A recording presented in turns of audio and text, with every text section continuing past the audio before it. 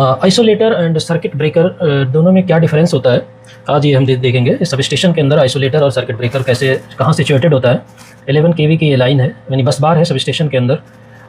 यहाँ से input line है, इनपुट 11 kV फीड कर रहा है, यानी इसके पहले ट्रांसफार्मर होगा। इस 11 kV को फीड कर रहा है, सबसे पहले आइसोलेटर आता है, यानी पीटी पहले ही आते ही पहले पीटी कनेक्टेड होता है लाइन पे, जो इनपुट लाइन होता है, यानी वोल्टेज मेजरमेंट और प्रोटेक्शन के लिए। और उसके बाद आइसोलेटर होता है, देन सीटी है एंड सर्किट ब्रेकर है, देन आइसोलेटर है। तो आइसोलेटर का सिंबल ये बना होता है जब भी हम ड्राइंग देखेंगे, और सीटी ऐसा होता है और सर्किट ब्रेकर ये ऑयल टाइप का ऐसा लगा होता है। तो ये लाइन पे कनेक्टेड है, ठीक है। और आउटपुट इसी तरह से हम आउटपुट के लिए यहाँ पे आइसोलेटर, सबसे पहले आइसोलेटर है, देन सर्किट ब्रेकर, देन सीटी, देन ट्रांसफार्मर। ये सारे सीटी के ट्रांसफार्मर के प्रोटेक्शन के लिए ही लगाए जाते हैं। तो ये आउटपुट लाइन है, यहाँ पे आइसोलेटर है, ये ब्रेकर है, और यहाँ पे सीटी है, और ये है transformer 11 kV to 400 kV, okay. यानी कि आउटगोइंग 400 LV में कन्वर्ट कर रहा है, पैनल को जा रहा है। अच्छा, इसमें आइसोलेटर और ब्रेकर में क्या डिफरेंस होता है? दोनों का काम है सर्किट को डिस्कनेक्ट करना, सर्किट को ऑफ करना। यानी मान लिया इस ट्रांसफार्मर पे कोई मेंटेनेंस करना है तो ये सर्किट ब्रेकर से भी ऑफ होता है और आइसोलेटर से भी ऑफ होता है। तो इसी दोनों में फ़र्क क्या है, हम डायरेक्टली लोड कंडीशन में, ऑन लोड ऑफ लोड में हम कैसे ऑपरेट करते हैं इसको, इसी को हम देखेंगे।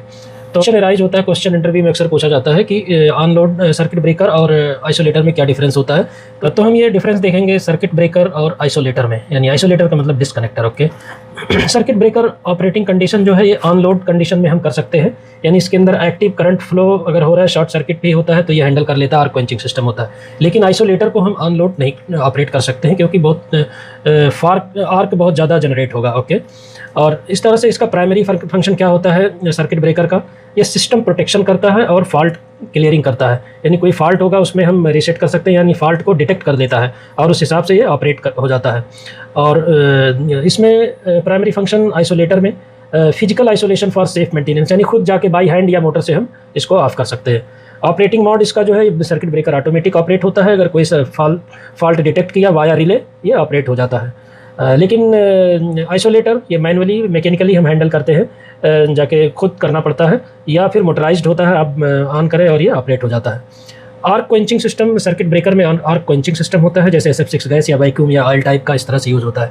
लेकिन आइसोलेटर में ओपन एयर ऑपरेटिंग मोड होता है, यानी कि जब भी हम इसको ऑपरेट करेंगे कनेक्शन से डिस्कनेक्ट की तरफ होगा तो ये बहुत ज़्यादा आर्क फ्लो होता है, यानी एयर को बर्न कर देता है आसपास के मॉलिक्यूल्स को, ओके। विद स्टैंड कैपेसिटी क्या होता है, इसमें extremely high thermal and short circuit capacity को हैंडल करने की क्षमता होती है, यानी कैपेसिटी होती है।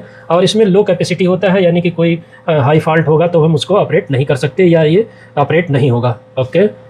Thank you.